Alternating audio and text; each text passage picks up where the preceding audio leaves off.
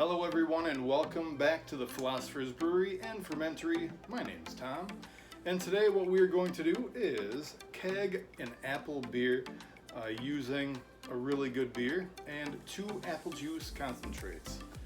Let's get to work.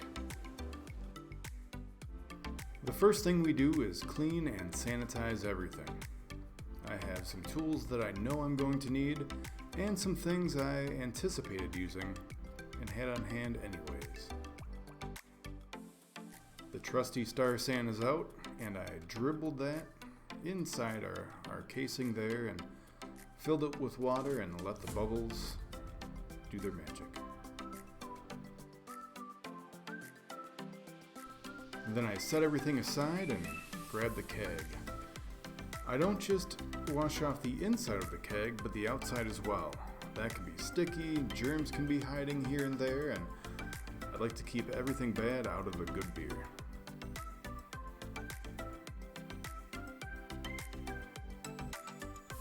It's always good to shake everything up and try to loosen some things that might have been hard to reach. But for those hard to reach places, we have the one step. It cleans and sanitizes.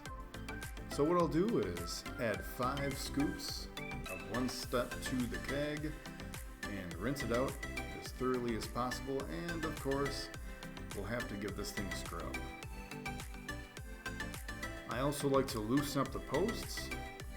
One side is your gas and one side is your beer.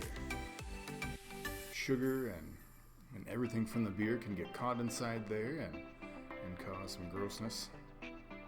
So every single thing on the keg needs to be cleaned. Oh, there goes the big dip tube.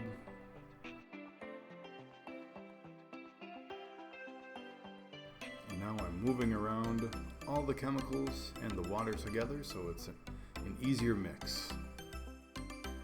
And our goal is to bring it to the top so the water and everything can get through all 3 of those areas so that it's easier to clean.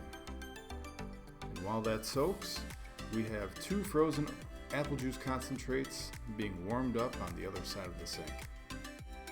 And I've learned over the years that it's so much easier to use the pump to get the water out rather than trying to dump it out in the tub or the sink, because it goes everywhere. And with the last bits, that's what gets dumped because it's a lot easier. And then it gets 2 rinses, 2 more dumps, and it's ready to go. Give it the final visual inspection, make sure everything is gone that could be bad for the new good beer. And it looks okay. A little bit of sanitizer is tossed in, mixing it with water, and I don't go for the full 5 gallons worth of sanitizer because you can save water and you can save on Star San. And next we have the gas and the beer post. You can see that these look slightly different. The difference is one has a bigger ridge than the other. So the one with the bigger ridge is the beer post. The one with the smaller ridge is the gas post. And here they are. Our posts, our springs, and the poppets.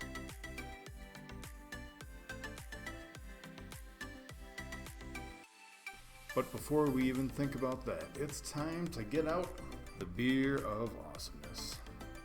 And holy cow, does it smell good!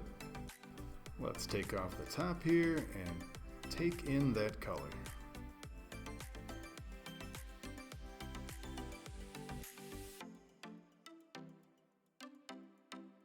The siphon goes into place. Followed that, the rubber tubing. And all we have to do is pump one into the other and watch the beer fly. And the beer's flowing pretty good at that point. The smell of the beer was so good. It filled the room. But one thing I needed to do is add the flavor. And the flavor today comes in the form of 2 concentrate apple juice containers. So these apple juices are the the thing that will contribute to the apple beer flavor. And I keep going back and forth. Is 2 good enough? Should I add a third one? I guess science will tell. I'll have to do it twice. And as we reach the end, we need to seal up this keg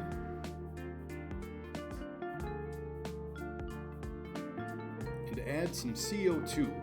The whole thought process behind this is to leak out the oxygen so that there aren't any off flavors that form, and to keep everything as airless as possible so CO2 will spread right on top. And once we set that aside, it is time to clean out the carboy. And you can tell that it's pretty gross.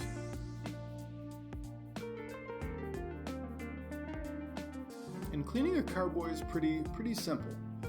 I usually give it 3 rinses, 3 shakes, and that's when I'll start using the 1 step.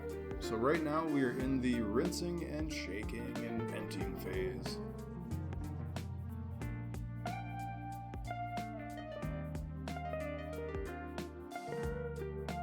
And you can tell just after doing that a few times, the carboy looks pretty clean.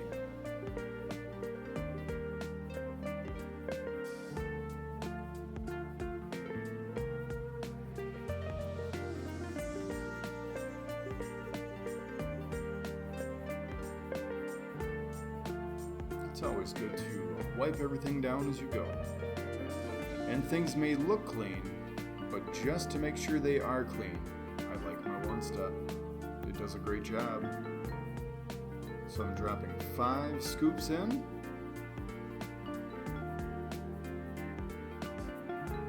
Rinsing the outside a bit. And then here I go and fill up the carboy.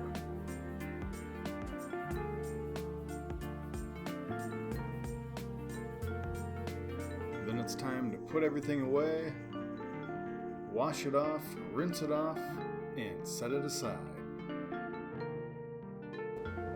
Welcome back, everybody. In the background you might hear some fermenting happening.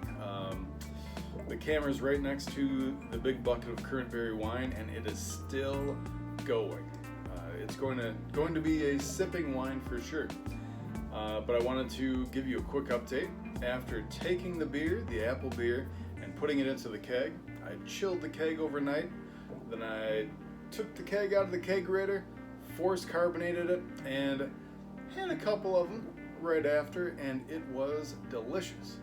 The only thing I would change is I would probably add a little bit of flavor, a little bit more flavor, by adding 1 more of the concentrate apple juices.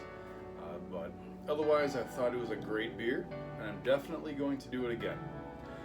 Pretty soon, we'll have more brewing videos, fermenting videos. We're going to have more bottling videos, and all of that stuff. But I'm also going to show you some of the philosophers that are behind some of the brews, such as the Virgil Sweeney beer. Pretty soon, being that it's going to be fall and winter, the Virgil Sweeney beer is going to make its round and delight us for the holiday season. But there's a story behind Virgil Sweeney, and I will tell that to you in a future video. Alright, thank you so much for watching, and I will see you next time. Have a great day.